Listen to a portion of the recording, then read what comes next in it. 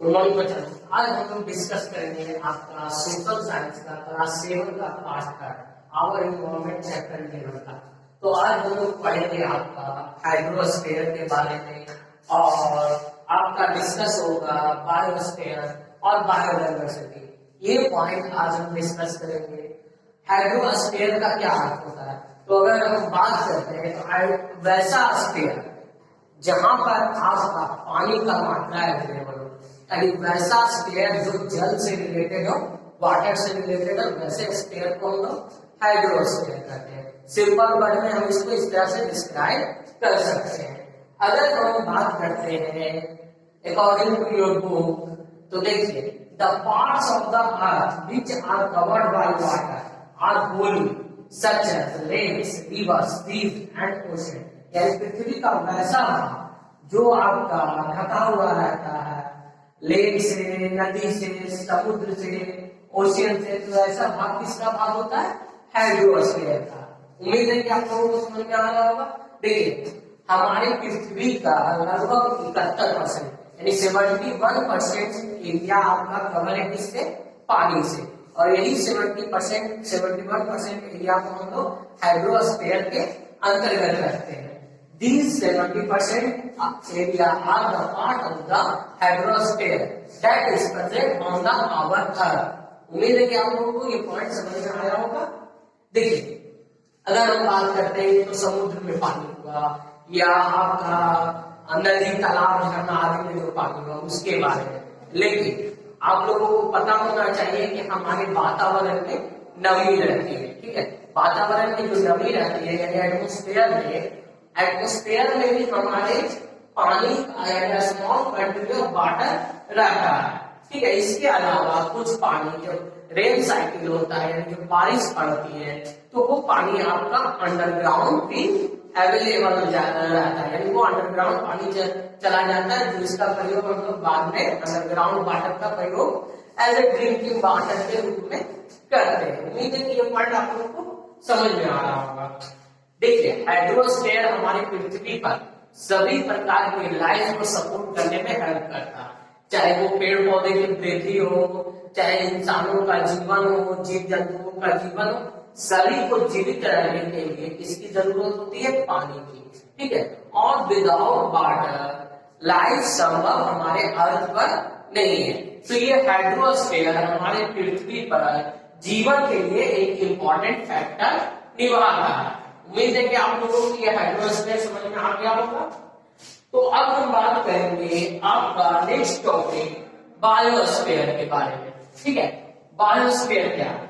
अगर हम simple term में बात करते हैं तो बायोस्फीयर वैसा लेयर है, हमारी पृथ्वी का वैसा लेयर जिसमें लाइफ फॉर्म सपोर्ट करता है। ठीक है, वो लेयर आपका क्या कहलाता है? बायोस्फीयर। तो देखिए life supporting layer of the अर्थ। ठीक है, ये पृथ्वी का लाइफ सपोर्टिंग लेयर है। ये इंटरैक्टिंग जोन है। इसका इंटरैक्टिंग जोन है एटमॉस्फेयर, लिथोस्फीयर और हाइड्रोस्फीयर को ये इंटरैक्टिंग जोन है। अगर हम इसके बारे में बात करें तो अगर हम सम्मिलित रूप से, ठीक है, अगर हम सम्मिलित रूप से कहें तो biosphere is the consisting layer of hydrosphere, atmosphere and lithosphere. यानी बायोस्फीयर में आपका हाइड्रोस्फीयर, एटमॉस्फेयर और लिथोस्फीयर तीनों का भाग आता है। ठीक है, तो ये देखिए बायोस्फीयर एक महत्वपूर्ण लेयर है हमारी पृथ्वी का। जितना भी लिविंग ऑर्गेनिज्म है वो इसी का पार्ट है। इसका पार्ट है बायोस्फीयर का। ठीक है, जैसे कि अगर हम प्लांट और एनिमल्स को देखते हैं तो वो जीवित रहने के लिए किस पर डिपेंडेंट है? बायोस्फीयर पर। ठीक है, ये हमारी पृथ्वी का एक यूनिक फीचर है। ठीक है, ये लेयर सिर्फ ये पृथ्वी पर एकमात्र ऐसा लेयर है जो लाइफ को सपोर्ट करता है। तो अगर हम बात करते हैं, अगर बायोस्फीयर के बारे में अगर हम बात करेंगे, अगर फिगर के थ्रू अगर हम बात करते हैं तो उसके थ्रू अगर हम समझाना चाहेंगे तो आप देख सकते हो।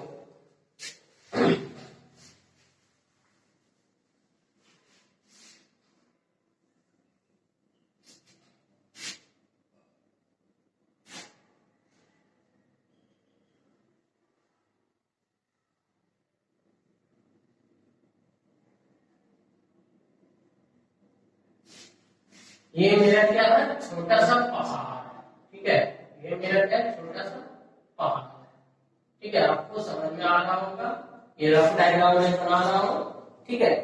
अब देखिए इस पहाड़ पर आपका, यहाँ पे आपका पानी है, ठीक है, ये क्या है, पानी है। इस पहाड़ पर मैंने पेड़ पौधा उगा दिया हूं,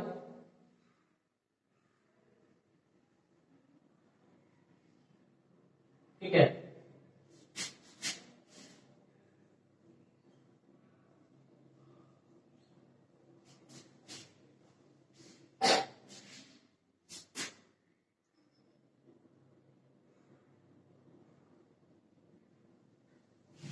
अब देखिए ये आपका वाटर हो गया, जो आपका हाइड्रोस्फीयर हो गया।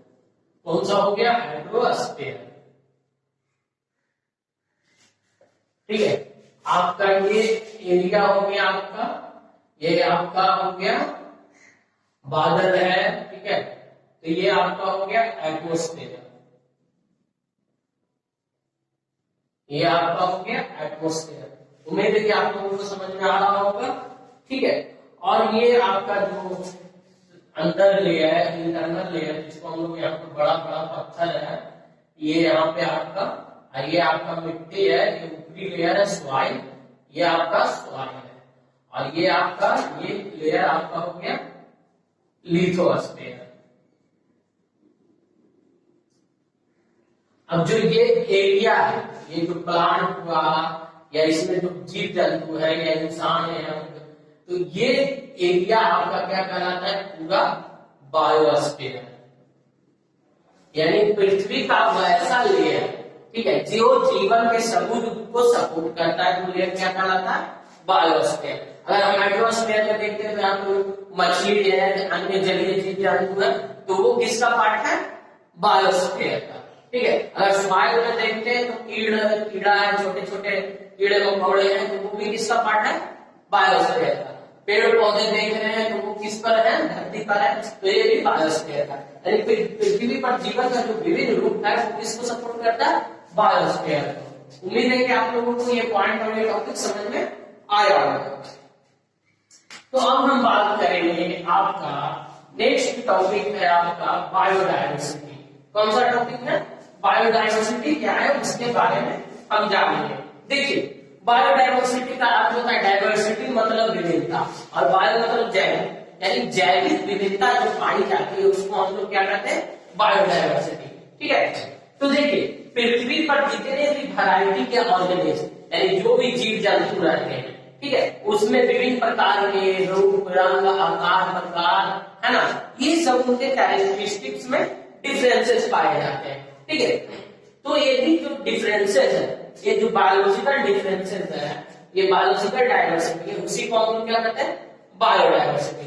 यानी देखिए great variety of living organism on earth, this biological diversity described as biodiversity, ठीक है।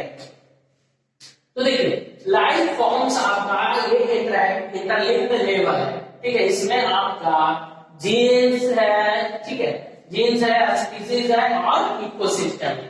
उम्मीद है कि आप लोगों को समझ में आ रहा होगा, ठीक है। इसमें अगर हम बेसिक यूनिट के बारे में बात करते हैं, स्पीसीज जो कि लाइफ सपोर्ट सिस्टम का बेसिक यूनिट है, ठीक है, हमारी पृथ्वी पर जो लाइफ जीव जंतु का जो बायोलॉजिकल डाइवर्सिटी है उसकी पहचान हम लोग उसकी जाति से करते हैं, ठीक है, उसके स्पीसीज, जैसे हम लोग ह्यूमंस हैं, ठीक है, तो हम लोग किस, अगर हम लोग देखेंगे तो हम लोग मैमल्स के पार्ट आते हैं, ठीक है। तो उम्मीद है कि इस तरह से उसके स्पीसीज के थ्रू हम लोग उसको पहचानते हैं, ठीक है। जैसे कि basic unit is the species which refers to a group of organism having the greatest mutual resemblance, ठीक है, who are able to perform the function of reproduction and growth. यानी वैसा जीव जंतु जो पृथ्वी पर पाया जाता है उसमें एक समान समानता पाई जाती है और वो वृद्धि करता है और वो रिप्रोडक्शन करता है। तो ये बेसिक यूनिट है। उम्मीद है कि आप लोगों को समझ में आ रहा होगा। अब हम बात करेंगे आपका next point, importance of environment. तो चलिए देखते हैं इंपॉर्टेंस ऑफ एनवायरमेंट क्या है।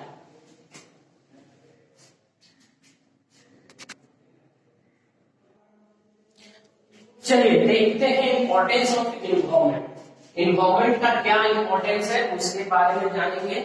इंसानों के लिए प्रकृति कितना महत्व रखती है, कितना प्रकृति के साथ इंसान को चलना चाहिए।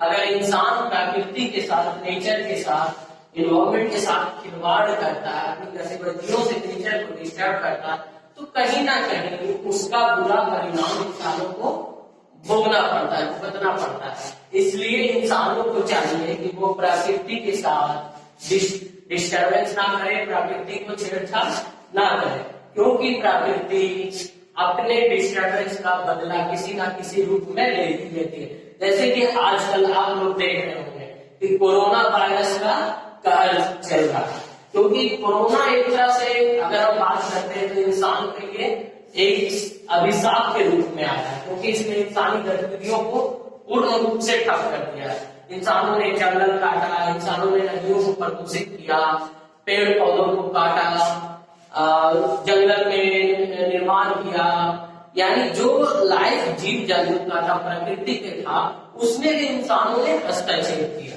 जिस कारण प्रकृति ने कहीं ना कहीं अपने आप को हीलिंग करने के लिए, अपने आप को स्वस्थ करने के लिए इंसानों को घरों में कैद कर दिया इस कोरोना वायरस के द्वारा। तो कहीं ना कहीं ये इंसान ही प्रकृति को नुकसान करने के लिए उत्तरदायी है, और ये हमारी ड्यूटी है कि हम लोग प्रकृति को साथ में लेकर चले। अगर आज भी अगर हम लोग चेते नहीं तो इसी तरह से प्रकृति अपना विकल्प स्वरूप दिखाएगी और इंसानों को उसके कर्मों का सजा मिलता रहेगा। तो अब हम आते हैं आपके टॉपिक पर, इम्पोर्टेंस ऑफ इन्वायरमेंट। तो देखिए, इन्वायरमेंट आपका बेसिक फैक्टर है मैन्स लाइफ का, ठीक है। इन्वायरमेंट के बिना, पर्यावरण के बिना हम लोग जीवन की कल्पना नहीं कर सकते, ठीक है। ये आपका जीवन का बेसिक फैक्टर है, ठीक है। ये ऐसा फैक्टर है जिस पर इंसान, जीव जंतु सभी का लाइफ निर्भर करता है। अगर हम इन्वायरमेंट ना हो तो इन्वायरमेंट में आपका एटमॉस्फेयर होता है, लिथोस्फेयर होता है, हाइड्रोस्फेयर होता है। तो अगर ये सब चीजें ना हो तो धरती पर लाइफ की कल्पना करना संभव नहीं है, ठीक है। अब देखिए, ये हमको हेल्प करता है डायवर्सिटी को समझने में, क्योंकि हमारी पृथ्वी पर विभिन्न प्रकार की स्पीशीज पाई जाती है, जीव जंतु की विभिन्न प्रकार की प्रजातियां पाई जाती है, और इन प्रजातियों का हम लोग समझते हैं, उन लोगों का अध्ययन करते हैं, उनका नेचर जानते हैं। साथ ही साथ इन्वायरमेंट के द्वारा हम लाइफ में जो चेंजेस आ रहा है, धरती पर जो चेंजेस आ रहा है उसका अध्ययन करते हैं। जैसे भूकंप आता है, बाढ़ आता है, बारिश होती है, बिजली कड़कती है, तो ये सभी चीजें इन्वायरमेंट के अंतर्गत आता है, और उसको हम लोग अध्ययन करके उसके बारे में अधिक जानकारी प्राप्त करते हैं, ठीक है। ये हम लोग इंसान और प्रकृति के बीच का संतुलन बनाए रखने के लिए हम लोग प्रकृति के बारे में जानते हैं, और प्रकृति को संतुलित करने के लिए अपने व्यवहार को हम लोग लिमिट करते हैं। क्योंकि अगर हम लोग प्रकृति को संतुलित नहीं रखेंगे तो कहीं ना कहीं ये इंसान के जीवन पर उसका बुरा प्रभाव पड़ेगा। तो understand the relationship between man and environment, ठीक है। अब अगर हम बात करते हैं एनवायरनमेंट पर, इंसान अपनी एक्टिविटी का प्रभाव छोड़ता है, चाहे अच्छी एक्टिविटी हो या बुरी एक्टिविटी हो, कहीं ना कहीं इंसान अपनी गतिविधियों के द्वारा एनवायरनमेंट को प्रभावित करता है, ठीक है। तो ये इम्पैक्ट होता है आपका एनवायरनमेंट पे। Can understand the impact of man activity on the environment, ठीक है। अगर हम एनवायरनमेंट का अध्ययन करते हैं, एनवायरनमेंट के बारे में जानते हैं, तो इसके द्वारा हम लोगों को विभिन्न प्रकार के जो एनवायरमेंटल फीचर है उसके बारे में नॉलेज मिलता है। जैसे कि अगर हम बात करते हैं डिफरेंट फिजिकल फीचर, आपका माउंटेन, प्लेट्यू, प्लेन, रिवर, ये सभी चीजों के बारे में हम लोगों को जानकारी मिलती है। तो उम्मीद है कि आप लोगों को ये पॉइंट्स क्लियर हो गया होगा। और ये आपका ज्योग्राफी सेक्शन का चैप्टर 11 था, जो कि आपका पार्ट 3 का ये वीडियो था, और इस तरह से आपका चैप्टर 11 फिनिश होता है। और हम मिलेंगे आपको नेक्स्ट चैप्टर में, तब तक के लिए थैंक यू।